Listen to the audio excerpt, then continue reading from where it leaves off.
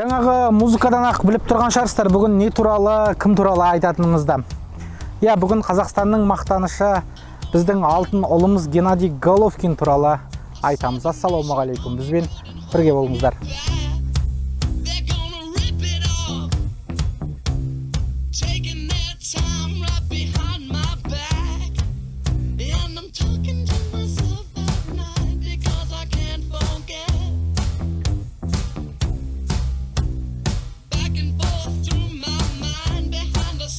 Головкиннің өмір баянын, қайда туғанын, қайдан шыққанын бүкіл әлем әлде қашан зерттеп айтып тастаған. Сондықтан елдің айтқанын қайталамай, біз бүгін Головкиннің кәсіпқой бокстағы мансабына тереңірек үңіліп көрейік. Геннадий әуесқой бокстағы алғашқы ресми жекпе-жегін 11 жасында аймақтық турнирде өткізді. Сол жарыста оған өзінен 2 жас үлкен спортшыларға қарсы шығуға тура келеді.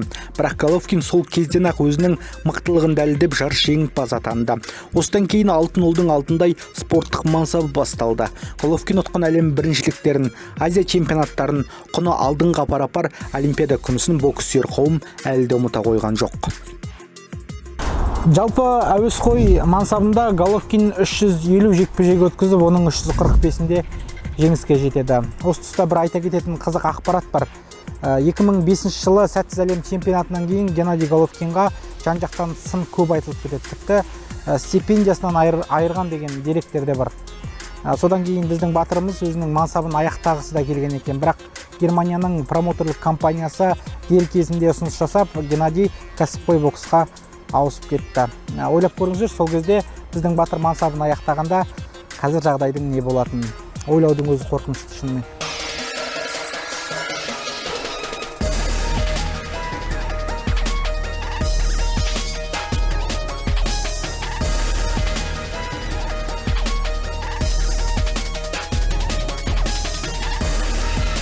Головкин 2006 жылы кәсіпқой бокста орта салмақ дәрежесінде дебют жасады. Алғашқы қарсыласы Габор Полак болды. Габордың өкінішіне қарай жекпе-жек 1 минутқа ғана созылып, Геннадий венгриялық боксшыны нокаутқа түсіреді.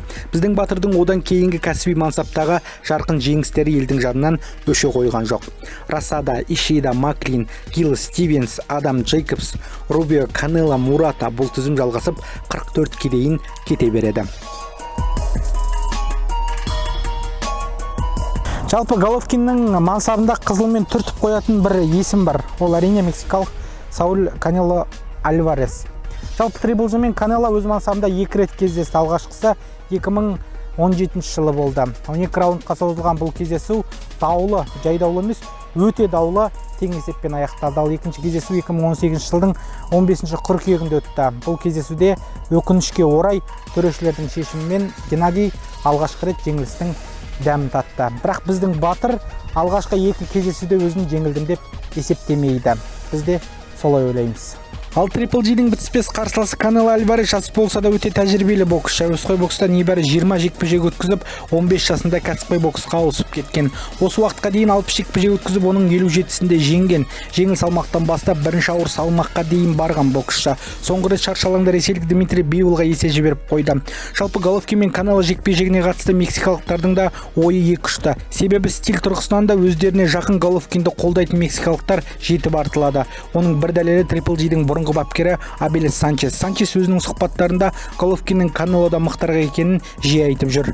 Санаулы күндерден кейін бүкіл әлем күткен Головкин Канело трилогиясы өтеді. Бокс сарапшыларының пікірі әдеттегідей 2-ге бөлінді. Бірі жас Канело жеңеді деп санаса, енді бірі тәжірибелі Головкин есе жібермейтініне кәміл сенеді. Спорт журналисі Ботабек Маратұлы трилогияда Triple G-дің асық алшысынан түседі дейді. Себебі бұл жолғы жекпе-жекте Головкин мүлде басқаша тактиканы ұстанады деп отыр. Екеуі де алға қарай бірінші номермен бокстесетін боксшылар бұған дейін кездесулерін. Сол себепті Альварес алға ұмтылады және жаңағындай плюстарын ескере отыра Головкин кішкене шегіне жүріп ұрыс салса, әлдеқайда ұтымдырақ болады ма деген ой біздікі. Және Головкиннің енді плюстарына тоқталсақ, 2 қолымен де ауыр соққылар жасай алатындығы. Сондай-ақ арақашықты да негізі жақсы сезіне алады ғой Головкин. Өзінің атақты джебі арқылы арақашықты сақтай жүріп, шегіне жүріп арасында ұрыс салса, онда жеңіске жетүү бек мүмкүн. Нокаутты көрө алатын шаармыз өйткөнү Головкин жана айттык го, эки кол менен жойкон сокку жасай алат. Және ол да сондай сәттерді күтөт деп. Трилогия жақындаған сайын трэш-ток ойындары да артып келеді. Әсіресе Канело тарапынан мексикалық сарыбала біздің алтын ұлды сұлатып саламын депті. Хош делік. Бірақ бір ескере кететін жағдай бар. Геннадий Головкин әуесқой мансабында да, кәсіпқой мансабында да нокаут түгіл нокдаунның дәмін татып көрмеген. Сондықтан сұлата салу оңай болмайтын шығар.